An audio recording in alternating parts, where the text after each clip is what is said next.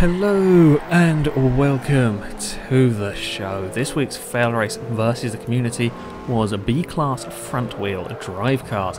Our first race went to the Camino Velo circuit, a track that I really quite like, but it has its difficulties, as a Mazda found out on the first corner. Just ended up out a little bit wide, got a bump, and went across the grass sideways. Not a good idea to do that on this track. The very, very narrow nature of this circuit on the run down to the hairpin caused chaos as a couple of cars bumped into each other and basically created a roadblock. So everybody from about 7th or 8th back was damaged, some quite heavily damaged, which did slightly ruin this race, if I'm honest. My Golf Mark II was powered by the VR6 engine and was pretty damn light, meaning its straight line speed was one of the fastest as a Suzuki Liana found a curb. That was a rather scary moment there. The Liana just rolled across the track in front of me.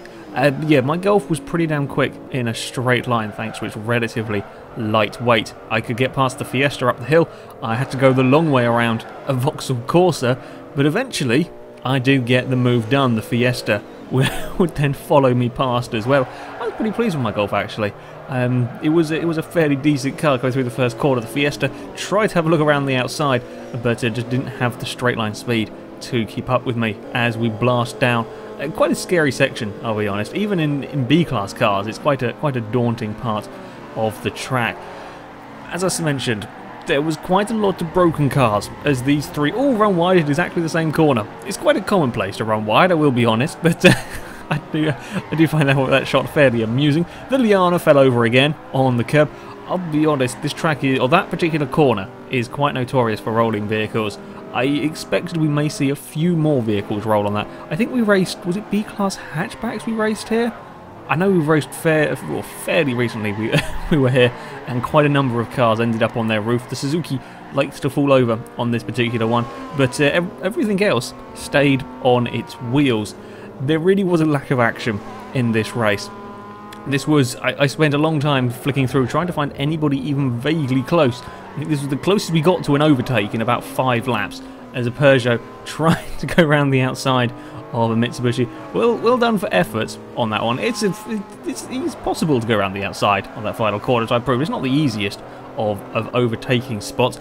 It was up until the second to last lap when something got interesting somewhere, and it was my battle for second place with a Ford Fiesta. I'd made a little bit of a mistake. I'd started to pull away gradually from the Fiesta. One small mistake had dumped me right back into the battle as the Fiesta goes up the inside of the final corner. I tried, and quite fairly successfully, pulled a cutback on him. Unfortunately, that put me on the outside for turn 1. And while I gave it a go, it's quite a long way around the first corner. There's also not very much of a braking zone for this corner, a very quick corner. Quite a scary corner, if I'm honest. And in the end, the Volkswagen couldn't quite make it stick. I was actually starting to fear I was a little bit too far back as we reached the hairpin. Fortunately for me, Fiesta ended up out a little bit wide. I had to go up the inside on the exit. Looks like the Fiesta's getting a little bit of understeer going on there, and this was the Golf's strength. Coming up this hill, it was really quite good. Combination of decent power and lightweight meant that it was one of the quicker cars at climbing up this hill. I am going to have to do things the hard way though, as the Fiesta went defensive. It's all the way around the outside. I didn't expect that manoeuvre to work, but I managed to keep my car there. That then puts me on the inside for the next corner, and you don't want to be going really too wide through that corner. If you're on the inside and you go near that curb, your vehicle is probably going to end up on its roof. At the front, however, it was a Kia Ceed. I was quite surprised by that as well. That would take the victory. This car managed to avoid the chaos on the opening lap, got to the front on the first lap, and then vanished up the road from the rest of us. It was about a second a lap quicker, if not more, than the rest of the field. Admittedly, it did help a little bit. Me and the Fiesta were arguing amongst ourselves. Still, the Ceed won with an absolutely huge margin. We move on to our second race at the Hockenheim short circuit. The first corner here is a pretty damn scary one if you start further back in the field. I'm pretty sure people are trying to go 4 wide there at one stage through turn 1. Apart from a slight scuffle at the back though, everybody made it through cleanly. I was very surprised by that. When I was looking at people going 3 and 4 wide into turn 1, I expected it to end in disaster. But this time round, it didn't. It all worked. Everybody fitted through the corner. The Celica we're following at the moment had some decent straight line speed as we head up towards... This is actually a nasty corner, this one in particular. It's a fairly good one for overtaking if cars run wide. There's an Integra that's run just a little bit too wide through that corner. And then you get stuck on the outside for this next bit, a very fast corner. Incredibly easy to just run a tiny bit wide and get caught up in the sand trap. The Celica goes for the spectacular overtake of trying to go around the outside of 3 cars. Runs a little bit of a bump from the PT Cruiser, keeps his foot down and manages to somehow do it. So I'm not quite sure what corner would get the full overtake, but that manoeuvre in the end will get overtake of the evening. We managed to get up the inside of a Mazda as well on the run onto the start-finish straight. Then there is the drag race down towards turn 1, which the Celica doesn't win. The Mazda is quicker. The Chrysler, it almost makes it 3 wide into turn. It's a struggle getting 2 cars wide into turn 1. Wisely, the Chrysler gave up on that particular manoeuvre. The racing was pretty damn close in this sort of mid-pack. Again, it's 2 wide through turn 1. The Mazda did end up having to take a little bit of the escape road, and it's nearly 3 wide into the second corner as the Integra gets involved. The Mazda has to do a little bit of rallycross. Hockenheim is a great track for racing. We've seen many very, very good races. Unfortunately, the Celica will get lag killed by something, and well done to the cars we're following at the moment for managing to avoid that. It could have ended pretty damn nastily. But yeah, Hockenheim often produces very, very good racing because pretty much every corner here is a very plausible overtaking opportunity, with the possible exception of the turn 1. That's pretty damn tough to overtake. The rest of this track is very, very good for overtaking. The Civic we're following just ran a little bit wide, and that's a fairly easy thing to do. As I say, a fairly common thing to have happen, and loses 2 places in that. That's what happens when everybody is all so very, very close on the track. The Civic's not giving up though. He's trying to come back at the Mazda, and of course, when this lot are all in a big group, it's allowing the cars to catch up from further back. The more they squabble, the more they're having to defend, having to try and find a way past. They're going to be slowing themselves down, allowing the cars behind to catch up. The Mazda was certainly quicker in a straight line than the Integra. The Civic was probably the quickest of the lot as the Mazda pulls an impressive part. It's pretty damn tough to go past at turn 1, so well done for getting a clean overtake done there. The Integra though comes back at the next corner, getting to the inside, and the Mazda can't go all the way around the outside. The Civic's now back, getting involved, trying to find a way past, and then we have another drag race down the back straight. The Civic's quicker than the Mazda. The Mazda's catching the Integra to head up towards the next corner. All the meantime, an Integra's caught up to this little group from behind. The Integra runs a little bit wide at the front, slows the Mazda down. The Civic can get past. The Mazda almost gets up the inside of the Integra through the next corner. Can't quite do it. Yeah, there's some ghost headlights. The ghost cars have come out to play again in Forza 4. Mazda has a little bit too late on the brakes, or perhaps a bit of a lock-up. Runs a bit too deep in into the hairpin. Another Integra has found its way past. And as we come towards the end of the lap, things were all pretty exciting. And later on, this sort of group of cars remained close throughout the race. It's pretty rare. Like, normally we see pairs or perhaps three or trios of cars, should I say. It's not very often you see this larger group of car remain close together for most of the race. The Mazda now trying to find its way past an Astra around the outside of the second to last corner. That's quite a long way. It can be done. It's pretty damn rare though that you can manage to get away with that. The Astra runs a little bit wide out of the final corner. When it comes to the straight line, we saw that the Mazda was probably the quickest, or the second quickest car behind the Civic, but it's quicker than the Astra, but not quite quick enough to get up alongside to try and move into turn 1, and is just a little bit too far back to try anything into the second corner.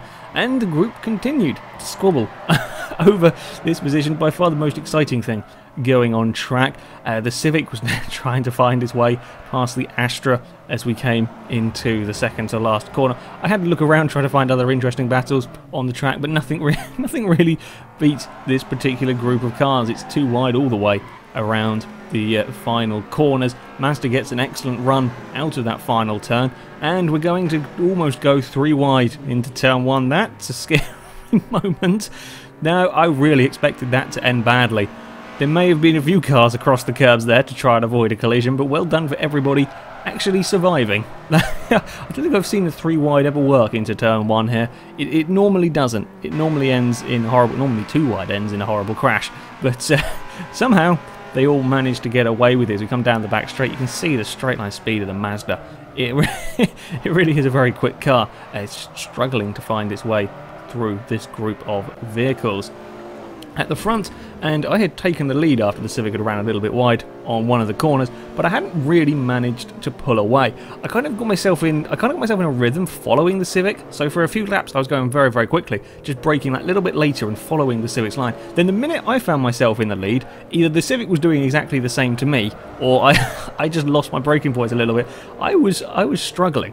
The Golf had decent acceleration, had decent straight line speed, so I could fend the Civic off when it came to the straight. But through the corners, once I'd got in front, I started to struggle a little bit more. This corner in particular, I was really under threat from the Civic this time. I just outrun a tiny little bit wide. The Civic gets up to the inside, and of course all the while we're squabbling over this, there is a Fiesta gradually catching us in 3rd place. It was suddenly interesting for me. I was having to be fairly defensive on this one as we head towards the final few corners. I was glad to have that little bit more straight line speed in the Golf. It wasn't a massive amount, it was just enough to make it a pain for the Civic to find a way past. But this isn't a track that really relies on the straight line speed. So as we come on to the start-finish straight, the Civic is right up behind me. But turn 1, there's not very much braking for turn 1. It's not a likely place to get an overtake. It's the next corner that I've got to worry about. And I didn't really get that good of a line through the first corner. The Civic's right on my bumper. I have to go defensive. Unfortunately, things would go a little bit wrong. The Fiesta went for a dive on the Civic and may have missed his brakes a little bit. Gave me a slight nudge. I ended up doing a bit of rallycross, and the Civic profits and gets to the lead. A little bit of a shame, but it's one of those things. It happens in racing, and that is how the race would finish. The Civic would take the victory from me in 2nd place, with the Fiesta in 3rd. I'll be honest, even though I lost it on the final lap, it was still a great race. I really enjoyed this one. It was not huge amounts of overtaking up front, but it was certainly a lot of pressure, a lot of close racing. Couldn't really afford to make many mistakes in this one. This little group were still at it until the final lap. Amazingly, the Dodge Omni had found itself at the lead of the group. They've been so busy squabbling amongst themselves. The Dodge had got itself up into, I think it was 7th place. This group was all fighting over. They'd remained close this for the entirety of the, I think it was a 10-lap race. Come towards the second to last corner, the Civic had a look at the Astra that was also having a look at the Omni. In the end, nobody could get past anybody on the final couple of corners. However, the Mazda would get great drive onto the start-finish straight, and that little bit more straight line speed would just get it past the Civic as they crossed the line, meaning the Mazda would get the 9th place. Yet again, Hockenheim proved to be a very exciting race. It was great fun, that one. Yeah, Hockenheim, always good for close racing. A 3rd and final race would go to the Catalunya National Circuit. There's a few fewer people in this one. The Forza lobbies really started to have a problem. In this one, we can see there was a brand, I think it was an Integra, lagging around all over the place. Into turn 1, one of the cars at the front of the field would get a little bit of a tap, slowed down. The car behind that slowed down. I had to slam on my brakes to avoid the collision going on front, and the car behind me didn't quite have time to stop. There was a bit of a mess in the first corner. Left my Golf fairly poorly. Left the Scion that I hit, or I got hit into, I should say, fairly poorly. It wasn't an ideal opening corner. It was just sort of a concertina effect of a car at the front of the field got a little bit, or got pushed a little bit sideways by somebody, and everybody trying to avoid it and sort of, yeah, not quite stopping in time. It was a little bit of a mess. Scion had a dive up the inside of an Integra. I was on the inside of them as well as the rest of the cars file through the hairpin, and there was a little bit of lag going on in the background. There was some close racing going on in the opening laps. This was between a Honda Prelude, a Acura that was very quick in a straight line, and a pink Saab that slightly vanishes out of shot. May have outbraked himself just a little bit into turn 1. Doesn't go too wide though, it doesn't lost a huge amount of time, and there was a lag spike up ahead. The Acura, I think it's a TSX, I believe is what it's called. It's actually a very fast car in a straight line. We tried to build a 200 mile an hour one for it within C-Class. It got very close. very quick car in a straight line. However, it is probably the largest vehicle that we saw in this entire versus the community, and wasn't the easiest of cars to drive. Not the best handling of vehicles. The Acura ran a bit wide through that chicane, which is fairly easily done, if I'm honest, at the front, and it was an unlikely battle for the lead between a Saturn Ion and an Aston Martin Signet. I'll be honest, I don't think these two have ever been raced against each other before, and probably never will again. An interesting duel, shall we say. The Signet was much better through the corners, and being absolutely tiny, it could fit in gaps that other cars simply couldn't.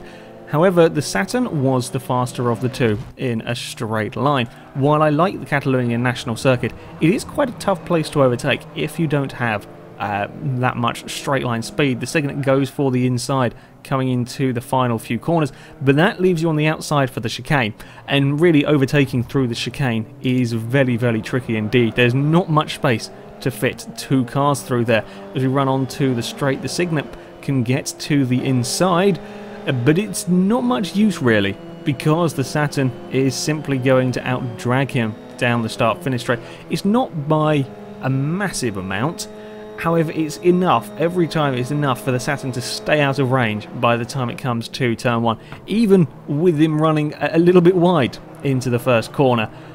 The Signet is just too far back, it loses too much time down the straight, and it just can't quite get close enough in the best overtaking spots. And that was about it for interesting things that happened in this race.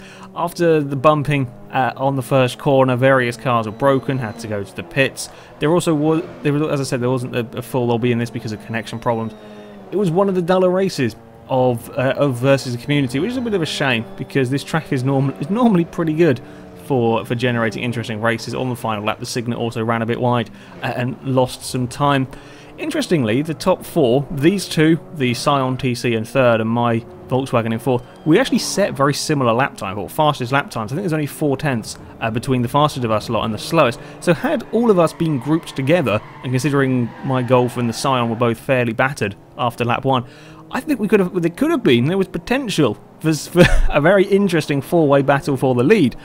As it was though, circumstances dictated we would not really have very much happen in this one. Cars would circulate, quite a few of them broken. I think maybe only these two at the front were undamaged in this entire race, but it was a win for Saturn, second place to the Signet, and third to a Scion TC. Not the podium that I expected to say in when I started, or when I chose to run B-class front-wheel drive cars. But there you go. That is it for this FailRace versus community. Hockenheim was absolutely excellent, as it often is. Other two races a little bit disappointing this week, and I do apologise for connection problems with race 3. It really didn't want to get anybody to join the lobby. So yeah, that is it for today. The next FailRace versus the community shall be taking place on Thursday, the 4th of September. We shall be on Forza 4 again, and we will be running A-class Asian cars. I believe Japanese, Korean. I'm not sure if it doesn't put the Australian cars, the Holdens, in the Asian category. I don't know, but if it does, then they will count as well. I will be setting the game to the continent of Asia, and so any cars within that are eligible to run. I'm going to say, as we always do with this, if you are likely a top driver, please don't run a leaderboard car. It makes things more interesting, and we keep the variety up in these, which is always good to see. We had plenty of variety in this particular event. If you wish to sign up and take part, then you can go to our forums. There will be a link in the description. Find the FailRace versus the community section, and that is where you sign up. The races shall be taking place at 7 PM British Summer Time. However, that is it for today, so thank you very much for watching, and until next time, a goodbye.